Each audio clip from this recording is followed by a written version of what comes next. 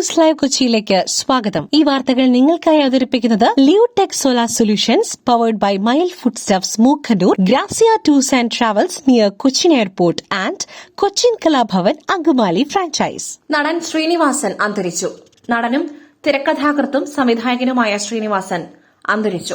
രാവിലെ ശ്വാസമുട്ടൽ അനുഭവപ്പെട്ടതിനെ തുടർന്ന് ആശുപത്രിയിൽ എത്തിക്കുകയായിരുന്നു.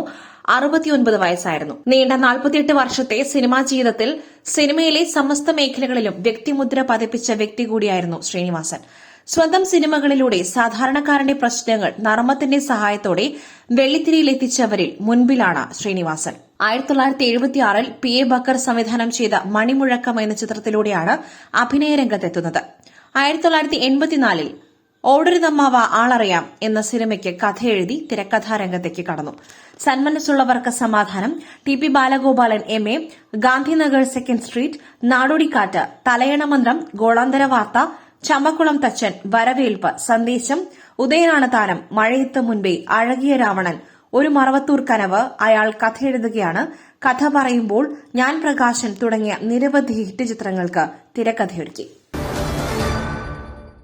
കുറ്റവാളികളെ ഒഴിവാക്കുന്നു. പ്രധാന പ്രതികളുടെ അറസ്റ്റിൽ അലംഭാവം. ശബരിമല സ്വർണ്ണക്കൊള്ളയിൽ SITക്കെതിരെ ഹൈക്കോടതി. ശബരിമല സ്വർണ്ണ കവർച്ച കേസിൽ പ്രത്യേക സംഘത്തിന്റെ അന്വേഷണത്തിൽ ഹൈക്കോടതിക്ക് അതൃപ്തി. ചില കുറ്റവാളികളെ ഒഴിവാക്കുന്നുവെന്ന് സംശയം. ബോർഡ് മെമ്പറായിരുന്ന വിജയകുമാർ, ശങ്കർദാസ് എന്നിവരെ അറസ്റ്റ് ചെയ്യാത്തതിൽ കോടതിക്ക് ആശ്ചര്യം. കേസ് സംരക്ഷകർ തന്നെ വിനാശകരായി മാറിയ അപൂർവമായ കുറ്റകൃത്യമാണെന്ന് ഹൈക്കോടതി. കേസിലെ പ്രതികളുടെ ജാമ്യ ഹർജി തള്ളിക്കൊണ്ടുള്ള ഹൈക്കോടതി ഉത്തരവിലാണ് ഗുരുതര പരാമർശങ്ങളുള്ളത്. പഴുതടച്ച അന്വേഷണം വേണമെന്ന് ഹൈക്കോടതി മുന്നറിയിപ്പ്. വിജയകുമാറിനെയും ശങ്കർദാസിനെയും പ്രതി ചേർക്കാത്തതിലും കോടതിയുടെ ചോദ്യം. വൻ തോക്കുകൾ ഒഴിവാക്കപ്പെടരുതെന്ന് കോടതി. ഡിസംബർ 5 ശേഷം അന്വേഷണത്തിൽ കാര്യമായ പുരോഗതി ഇല്ല. മെല്ലെപ്പോക്കിൽ സംശയം പ്രകടിപ്പിച്ച് ഹൈക്കോടതി.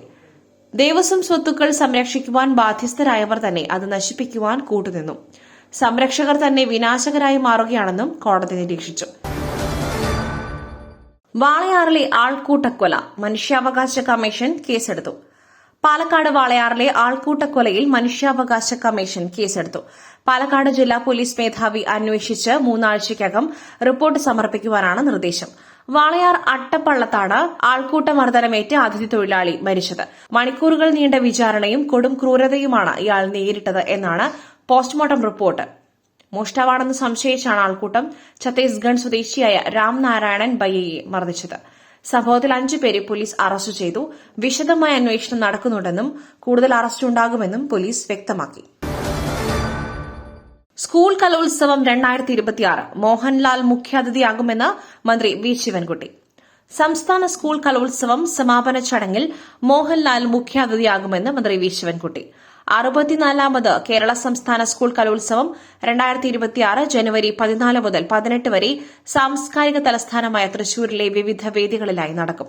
കലോത്സവത്തിന്റെ മുന്നൊരുക്കങ്ങൾ വിലയിരുത്തുന്നതിനും പ്രധാന ഔദ്യോഗിക കർമ്മങ്ങൾ നിർവഹിക്കുന്നതിനുമായി 2025 ഡിസംബർ 20 വിപുലമായ പരിപാടികൾ തൃശൂരിൽ വെച്ച് സംഘടിപ്പിച്ചിട്ടുണ്ടെന്നും മന്ത്രി അറിയിച്ചു. റവന്യൂ വകുപ്പ് മന്ത്രി കെ രാജൻ, ഉന്നത വിദ്യാഭ്യാസ വകുപ്പ് മന്ത്രി ഡോക്ടർ ആർ ബിന്ദു എന്നിവരും പങ്കെടുക്കുന്നുണ്ട്. രാവിലെ 11 മണിക്ക് തേക്കിൻകാട് മൈതാനത്ത് വച്ച് കലോത്സവ പന്തലിന്റെ കാൽനാട്ട് കർമ്മം നടക്കും.